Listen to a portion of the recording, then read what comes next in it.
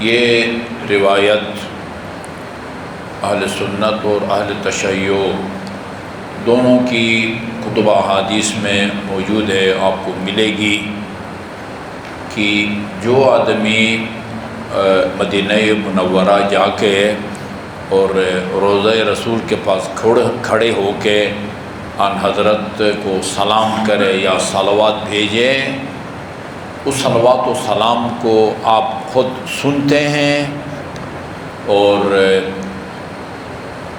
جو صلوات بھیجنے والا مدینہ منورہ سے دور ہے، جیسے ہم ہیں یا ہم سے بھی زیادہ فاصلے کے اوپر رہتے ہیں، وہ جب صلوات بھیجتے ہیں تو اللہ تعالیٰ کی مخلوقات میں جس کی سب سے زیادہ آبادی ہے یعنی فرشتے، خدا نے پوری دنیا کے کونے کونے میں جہاں کوئی انسان بستا ہے یا جنات بستے ہیں، جس طرح انسان مکلف ہے، جواب دہ ہے، اس پر خدا کی معرفت حاصل کر کے اس کی عبادت کرنا واجب ہے، اسی طرح جنات پر بھی واجب ہے کہ وہ بھی خدا کی معرفت حاصل کریں اور معرفت حاصل کر کے اللہ کی عبادت کریں۔ یہ تو قرآن کی آیت ہے، ما خلقت الجن والانس الا لیعبدون۔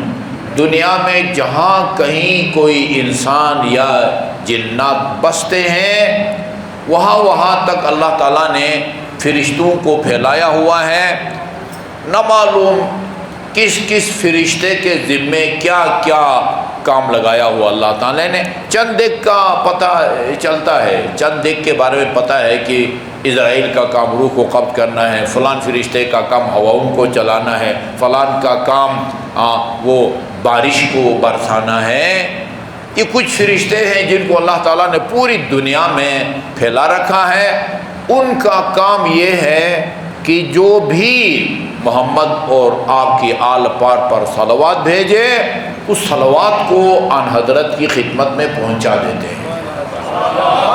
اللہم صلی اللہ محمد وعلی محمد۔ اور آپ نے زندگی میں جہاں بیٹھ کے جتنی دفعہ آن حضرت پر صلوات بھیجی ہیں، وہ بالکل اسی طرح محفوظ آن حضرت کے پاس موجود ہے۔ اور روز قیامت کچھ ایسے لوگ ہوں گے کہ جن کے نامۂ اعمال کو تولا جائے گا آن حضرت کے سامنے۔ آپ دیکھیں گے کہ اس کے نامۂ اعمال میں یعنی جو نیکیوں کا پلڑا ہے وہ ہلکا ہے۔